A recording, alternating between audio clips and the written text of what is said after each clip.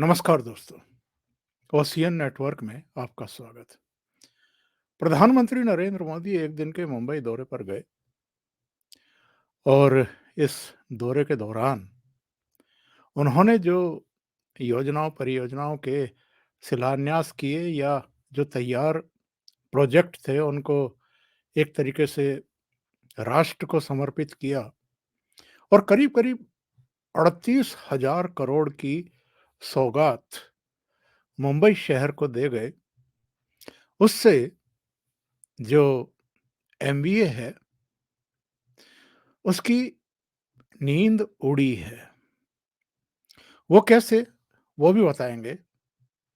लेकिन वहाँ के कुछ विज़ुअल, कुछ फ़ोटोग्राफ आए हैं मीडिया में, सोशल मीडिया में और उनसे पता चलता है कि प्रधानमंत्री नरेंद्र मोदी और महाराष्ट्र के मुख्यमंत्री एकनाथ शिंदे और देवेंद्र फडणवीस के बीच में ट्यूनिंग कैसी है, समझ-बूझ कैसी है, सहजता किस तरह की है, तमाम तरह की बातें अभी हाल में की गई हैं। खास तौर से उद्धव ठाकरे कैंप की तरफ से बार-बार ये एक गलतफ़हमी क्रिएट करने की कोशिश हुई है कि जैसे भारतीय जनता पार्टी जो एकनाथ शिंदे का शिवसेना का गुट है, उसमें सेंध लगाने जा रही है और उसके 20 या 25 MLA Bharatiya Janata party join करेंगे और बस एकनाथ शिंदे की कुर्सी चली जाएगी, ना वो घर के रहेंगे, ना घाट के रहेंगे। लेकिन प्रधानमंत्री नरेंद्र मोदी के साथ उनके जो चित्र आए हैं, वो ये बताते हैं कि एक्चुअल में पीएम मोदी, देवेंद्र फडणवीस और एकनाथ शिंदे के बीच में सहजता का स्तर क्या है और संबंधों की गहराई कितनी है, एक-दूसरे के प्रति भरोसा किस हद तक है। ये वो चित्र है जब वो मेट्रो में बैठे थे, सफ़र कर रहे थे।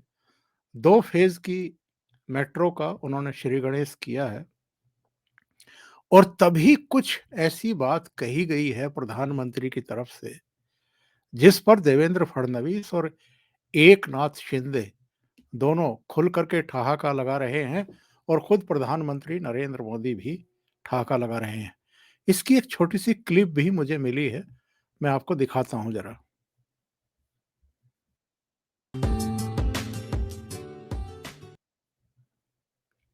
बहुत छोटी-सी क्लिप है, लेकिन इससे एक बात साफ है कि बहुत ही खुशनुमा माहौल में और निश्चिंत होकर के तमाम चिंताओं के ऊपर और ऐसा लगता है कि जो 2 ढाई साल का एक पीरियड गुजरा है, अक्टूबर-नवंबर 2019 से लेकर के और जून 2022 तक का, उसको अब ये लोग पीछे छोड़ चुके हैं। उसे एक कहते हैं ना कि दिवा स्वप्न मान करके उसको पीछे छोड़ दिया है। लेकिन प्रधानमंत्री सहज रूप में इन चीज़ों को आसानी से लोगों को नहीं भूलने देते हैं। इसलिए बीकेसी मैदान में जो रैली का आयोजन किया गया था और रैली भी जिसको कह सकते हैं ह्यूज रैली, ये देखिए भीड़ का आलम क्या था।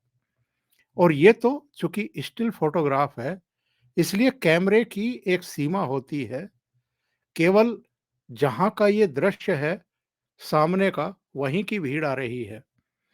दूसरी तरफ भी इतनी ही भीड़ है और इसको इससे आप अंदाज़ा लगा सकते हैं कि वहाँ का एक्चुअल में आलम क्या था और किस कदर वहाँ लोग प्रधानमंत्री को सुनने के लिए आए थे। मुंबई की सड़कों का ज़रा आलम देखिए, प्रधानमंत्री नरेंद्र मोदी का कटआउट, उसके ठीक पीछे बाला साहब ठाकरे का कटआउट और फिर उसके पीछे मुख्यमंत्री एकनाथ शिंदे का कटआउट। मेट्रो में कुछ और भी दृश्य हमारे सामने आए। वो जो यात्रा कर रहे थे, बच्चे, युवा, उनसे बातचीत करते हुए दिखाई दिए और एक विज़ुअल भी उसका आया है जिसमें वो पूछ रहे हैं कि ये मेट्रो शुरू होने के बाद अब आप लोगों का कितना समय बचेगा? पैसा कितना बचेगा? तो वो नौजवान युवक-युवतियाँ बता रहे हैं कि कम से कम आप समझ लीजिए 1/4 समय हमारा बचेगा। तो इस पर प्रधानमंत्री उनसे कहते हैं कि क्या करेंगे इसमें, इस टाइम में? बोला पढ़ाई करेंगे। नहीं, नहीं मेरे लिए एक काम करिए, 15 मिनट रोज़ाना योगा के लिए निकालिए। यानी स्वस्थ भारत का संदेश यहाँ भी दे गए। जो दूसरे दृश्य आए हैं, ये एयरपोर्ट का है। जब वो पहुँचे, राज्यपाल भगत सिंह कोश्यारी पिछले कुछ समय से एमवीए के घटक दलों के निशाने पर थे, लेकिन यहाँ कम से कम वो सहज दिखाई दे रहे हैं और प्रधानमंत्री एकनाथ शिंदे का कंधा थपथपाते हुए दिखाई दे रहे हैं। ये मंच के हैं, जहाँ रैली का आयोजन था, उद्घाटन समारोह था बहुत सारी परियोजनाओं का और इसमें प्रमुख चेहरे आपको दिखाई दे रहे हैं, नारायण राणे से लेकर के गवर्नर तक और जो दूसरे वहाँ के मंत्री हैं। ये देवेंद्र फडणवीस का, जो उन्होंने प्रहार किए हैं उद्धव ठाकरे और उनके दूसरे संगी साथियों पर और प्रहार भी बहुत तीखे उनकी तरफ से आज उनके ऊपर हुए हैं कि इन्होंने पटरी से उतारने में कोई कसर बाकी नहीं छोड़ी महाराष्ट्र को पिछले 2.5 साल में। और ये दोनों उप मुख्यमंत्री भी और मुख्यमंत्री भी प्रधानमंत्री का अभिनंदन करते हुए उनको एक स्मृति चिन्ह भेंट करते हुए और स्मृति चिन्ह भी किनका है ये आप देखिए। ये मेट्रो में यात्रा करते समय जिन्होंने मेट्रो के प्रोजेक्ट पूरे करने में अहम योगदान दिया है, यानी कर्मचारी, इंजीनियर वगैरह, और वो कहीं ये मौका नहीं चूकते हैं, जहाँ भी जाते हैं, वो ऐसे कर्मचारियों से, अधिकारियों से ज़रूर मिलते हैं, जिनका बड़ा योगदान रहा है, जिनका खून-पसीना उस प्रोजेक्ट में लगता है। और प्रधानमंत्री एक अलग ही मैसेज इस तरीके से देते हैं, हर वर्ग को अपने साथ जोड़ने की कोशिश करते हैं।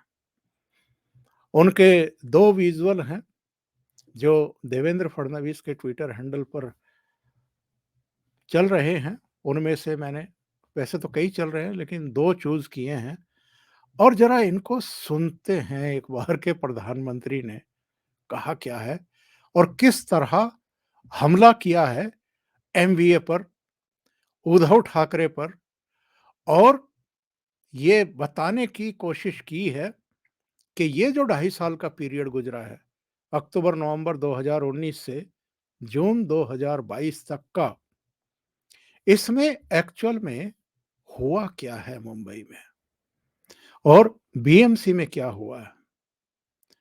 प्रधानमंत्री के इन बयानों को जरा ध्यान से सुनिए।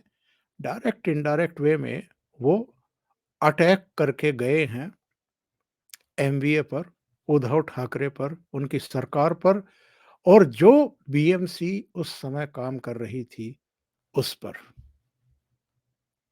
पहला विजुअल सुनते हैं, पहला भाषण का अंश सुनते हैं।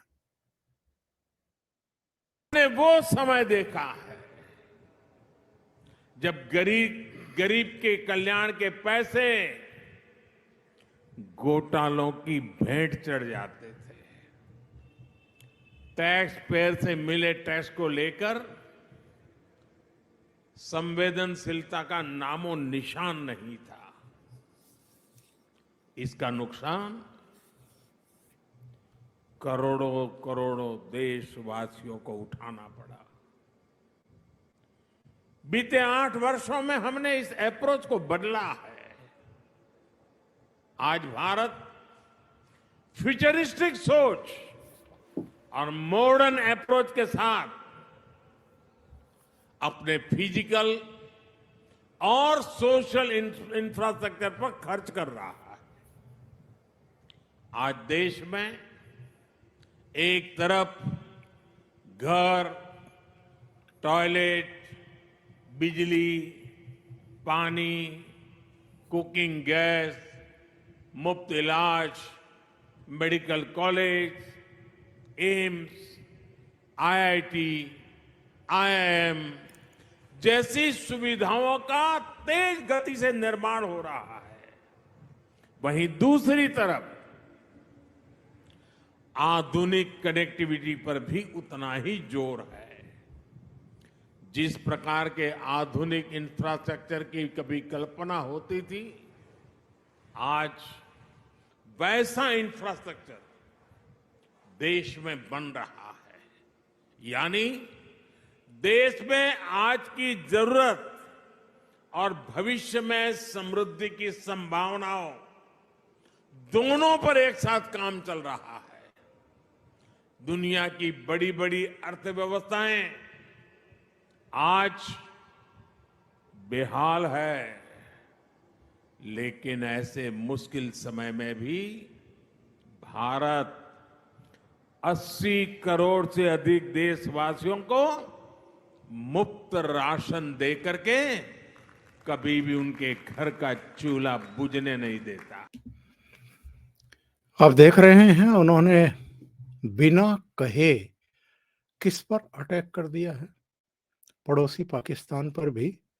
और जो हमारे यहाँ छाती पीट पीट करके नरेंद्र मोदी को, उनकी सरकार को कोसते रहते हैं और उन पर फिरका परस्ती का, धर्म के आधार पर राजनीति करने का, कई तरह का जो आरोप चस्पा करने की कोशिश करते हैं, ये ऐसे लोगों के लिए जवाब है कि कुछ समय पहले तक केवल गरीबी की चर्चा होती थी, भ्रष्टाचार की चर्चा होती थी, विदेशों से मदद मांगी जाती थी, लेकिन आज भारत आत्मनिर्भरता की तरफ बढ़ गया है। और ऐसे समय जबकि दुनिया की बहुत सारी अर्थव्यवस्थाएं लगभग डगमगा रही हैं, तब भारत अपनी 80 करोड़ जनता को अगर मुफ्त में राशन उपलब्ध करा रहा है, तो ये एक नजीर है पूरी दुनिया के लिए। जिस वीडियो की मैं बात कर रहा था वो एक्चुअल में ये है जो उन्होंने उद्धव ठाकरे और उनके जो संगी साथी थे उन पर अटैक किया।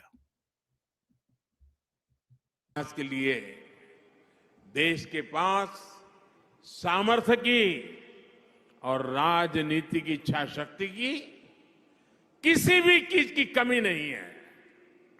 लेकिन हमें एक बात और समझनी होगी।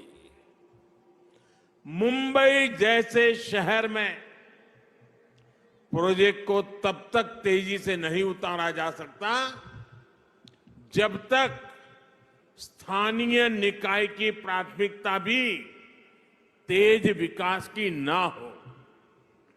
जब राज्य में विकास के लिए समर्पित सरकार होती है, जब शहरों में सुशासन के लिए समर्पित शासन होता है, तभी ये काम तेजी से जमीन पर उतर पाते हैं।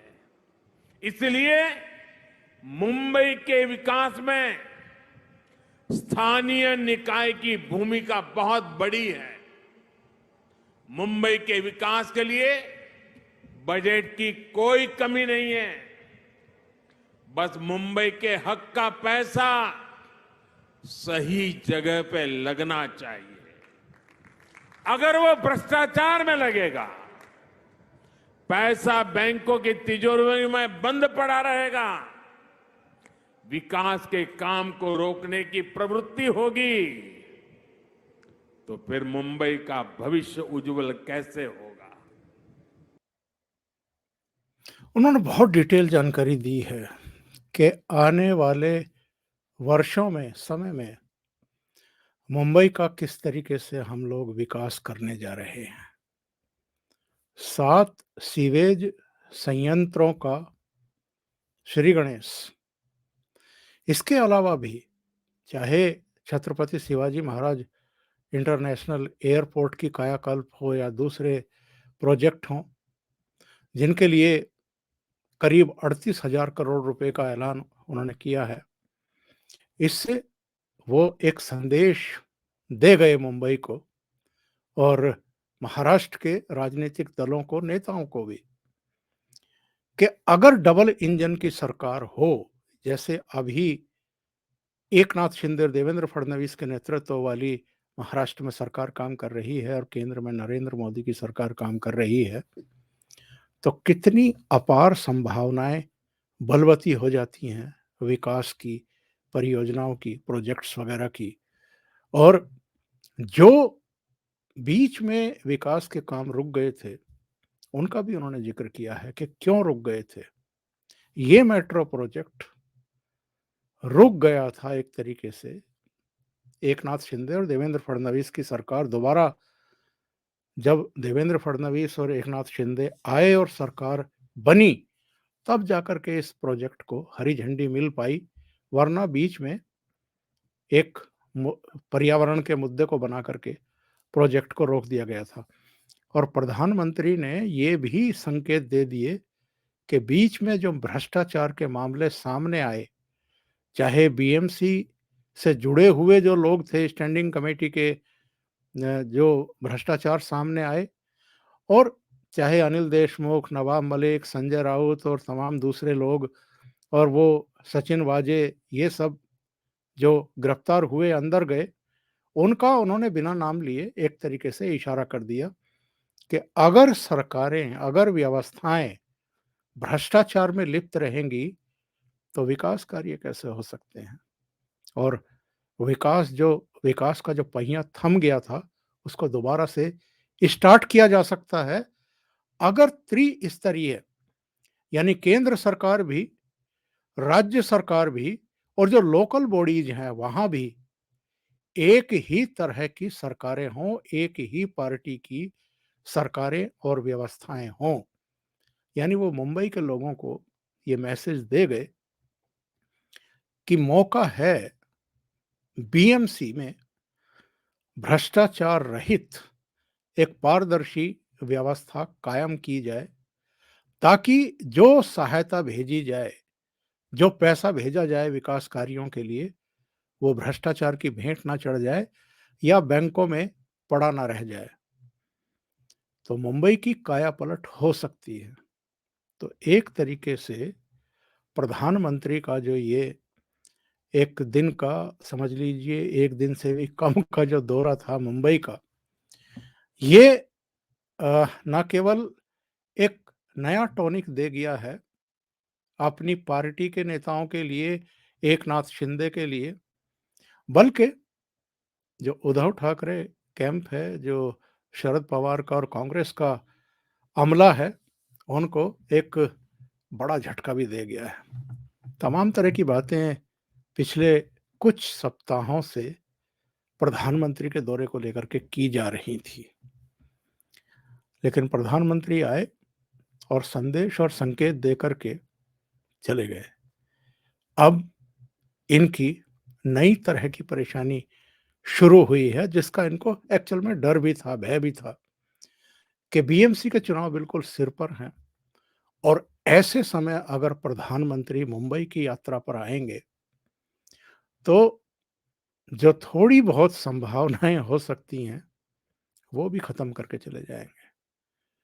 रेहड़ी वालों को, ठेले वालों को, जो स्वनिधि योजना के तहत 10-10, 11-11 हज़ार रुपए की ये निधि दे करके गए हैं, उसकी शुरुआत करके गए हैं, वो अपने आप में गुल खिलाने वाली है आने वाले चुनाव में, बीएमसी के चुनाव में। तो इसलिए प्रधानमंत्री का ये मुंबई का दौरा एमबीए के लिए तो बहुत भारी पड़ने वाला है। अभी के लिए इतना ही। बहुत बहुत धन्यवाद। अगर आपको ये चैनल और इसके कंटेंट पसंद आ रहे हैं, तो लाइक करें, कमेंट करें, वीडियो को शेयर भी करें। अभी तक अगर आपने ये चैनल सब्सक्राइब नहीं किया है, तो सब्सक्राइब कर लें और साथ में लगे बेल आइकॉन को दबा दें, ताकि आगे आने वाले वीडियो और उनके नोटिफिकेशन आप तक पहुंचते रहें। बहुत बहुत धन्यवाद। नमस्कार।